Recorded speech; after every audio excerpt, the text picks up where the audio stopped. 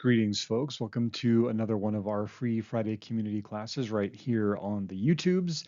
This week, we are talking just a wee bit about the magic and medicine of marshmallow.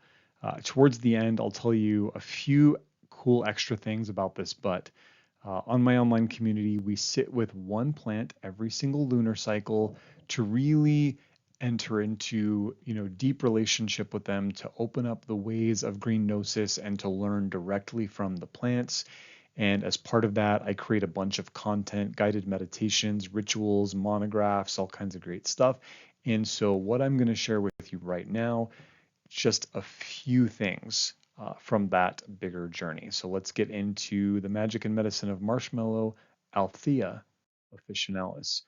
So first, where we're going to go today, a little bit of nomenclature and etymology, because always wrapped up in the names of plants is something about the ancestral connection to those plants. We'll talk about botany, a little medicine, a little magic, and a little bit of the spirit of this incredible plant. So first, some name information. This name marshmallow really comes from the Old English for Marshmallow, and malwa is an Old English name for mallow, and then Maersk is the name for marsh, so it's a kind of mallow that grows near a marsh, marshmallow. And mallow itself is a super cool name. We see lots of cognates of this throughout many Proto-Indo-European rooted languages. In the Old English, we see malwa, and in Latin, we see malva. And both of these words just mean mallow, right? Some kind of mallows. And so when we say Maersk malwa or marshmallow, it's just the mallow that grows near the marsh, right? Which is poetic, but it tells us something about the habitat of this particular plant. The scientific name Althea, Althea officinalis, is rooted in the Proto-Indo-European prefix al, which means to grow or to nourish. And this is very important. We'll talk about it here in just a little bit.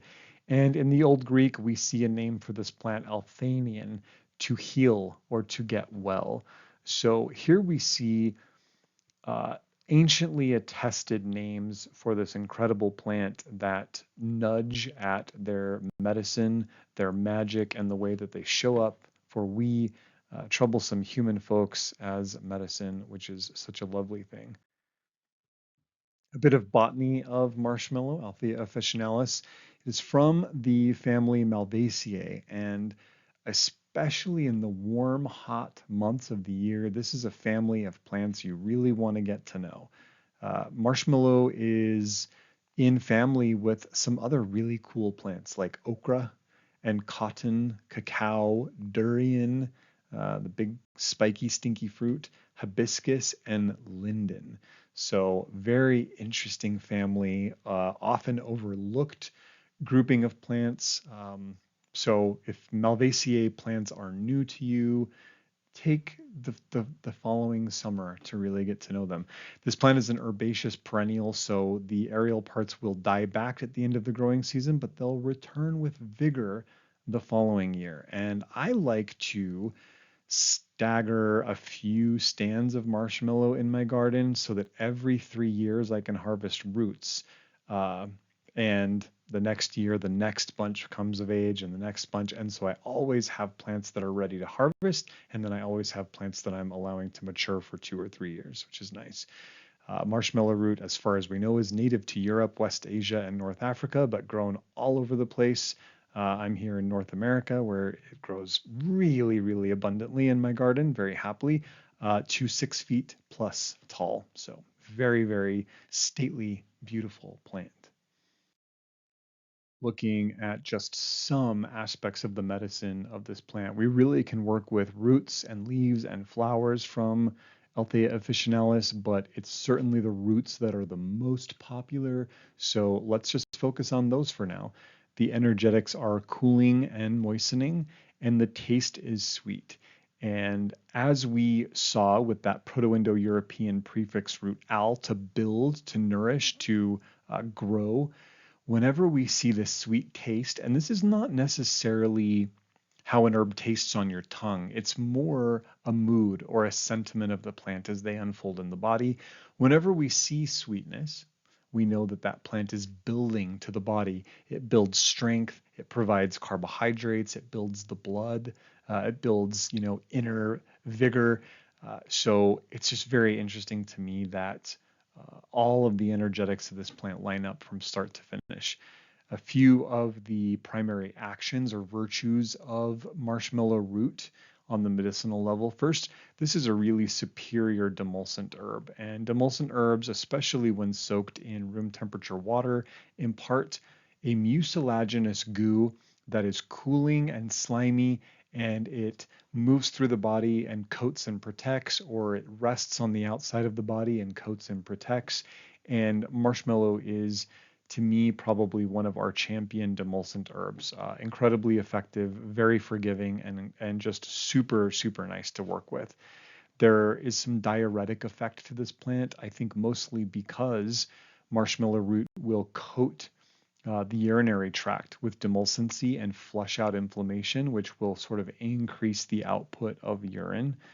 The emollient action is basically demulcency applied topically, right? So when we think about taking a mucilaginous herb internally and coating the throat or the bowels or the lungs, emollient herbs are that application to the skin, right? We're applying these gooey, cooling, hydrating herbs externally. And sometimes that's to the skin or the hair. Some of them can even be used in the eyes. This is a true tonic herb in the Western sense. So not in the tonic definition of Chinese herbalism, not in the Rasayan definition of Ayurveda, but in the Western concept of tonic herbs, we talk about systemic tonifying, right? Bringing the body back into tone, getting everything stacked up the right way, getting everything working at its right cadence, at its right pitch. So just a really beautiful, nourishing herb. Nervine, this is a far too underrepresented, under talked about aspect of this plant, right? That marshmallow root, in my opinion, is a champion nervine, especially when the reason for the nervous condition, whether it's anxiety or nervous fatigue or nervous pain, is based on somebody being a highly dominant and excessive air temperament, right? So lots of air qualities, overthinking, ruminating, worrying, obsessive, what if, kind of trying to get a bird's eye view of what might happen and being anxious about things before there's a reason to be anxious. So because marshmallow has this earthy cool and watery damp energy, they come in and ground out all of that excessive, buzzy, moving, expansive air energy from the nervous system and just settle the nerves, right? They just bring us down. And for people who run air to fire type anxious, sometimes they get told, oh, you just need to ground yourself out. Like, you're too spun out, you're too wired, you're too buzzy in your nervous system. You need to ground out. The problem is that for people whose native temperament is airy or fiery, to be grounded out will feel incredibly restrictive. It will feel claustrophobic. It will feel as though they are being limited or shackled. And that's not what we want. So rather than give them pure earth herbs, which will feel too heavy and lead to a depressed anxiety, we give them watery herbs, which water has more form than air, but it's not as condensed and heavy as earth, right? And it just soothes, cools, softens, lubricates, calms. Very calming herb. People don't work with marshmallow enough as an herbine, in my opinion. Very relaxing systemically. The antispasmodic effect is another part of this plant that not nearly enough herbalists talk about. There's two blessings that come from working with marshmallow root for spasmodic conditions, when the muscles are spasming, cramping, tensing, right? The first is that marshmallow root is directly antispasmodic. They will relax spasming from the muscle bellies, right? They'll let the muscle undo, unwind, release. So that's one part of it. And this is why you will see so much marshmallow root in my formulas for menstrual cramps, as long as it is an energetic fix for fit for the person I'm working with. That the demulcent effect of this plant will go in and lubricate the muscle fibers. So if there's plasticity or adhesion in the muscles, if they're getting stuck together, and that's what's causing the cramping, or in the case of menstrual cramps, if the uterine lining is stuck and it's not sloughing off effortlessly, the uterus will just sit there and cramp super hard to try to get that to happen. All we need to do usually is bring in some demulcent herbs, and marshmallow root, fantastic herb for this. Very nutritive, as we talked about. Vulnerary kind of leans into that emollient effect, that the vulnerary herbs will help us heal wounds by covering them with mucilage, allowing the body a chance to do some deep healing without exposure to the elements. And one last bit is I really prize marshmallow root as an endocrine restorative, not specific to any particular expression of the endocrine system, but really when there's just general endocrine malaise, when there's burnout, when there's fatigue, when there's misfiring within the endocrine system, and deficiency patterns, right? I will work in this herb for sure. So magic, marshmallow is really an incredible ally of softening. Whether that's a tissue within the body that needs to be softened, or an attitude or perspective that needs to be softened, or maybe a part of our life that has become hard and brittle and dry. This is the ally that we would petition, to work with, to come in and bring softness and ease and coolness to those dry, hot, brittle things. In the lore, a big part of marshmallow root is an aphrodisiac. And so in the Viribus herbarum, we see this really cool garter charm where you wrap a marshmallow root up in some black wool and suspend it to kind of that garter spot on the thigh or with a garter, and it acts as an aphrodisiac. We also see another really great charm where an infused oil is made with the seeds of the marshmallow plant, and then that oil is applied directly to particular parts of the body to increase energy, to increase function, to increase the flow of vital fluids, and act as a topical aphrodisiac. So one interesting thing we see in the lore a lot is that marshmallow root, leaf, and flower all demand to be harvested under the light of the full moon, right? They want to be harvested at that cool, soft, mysterious, kind of sensual time. Moon is the auspices of water, right? Evening can be the auspices of earth element. So marshmallow wants us to harvest them at the peak of their elemental expression.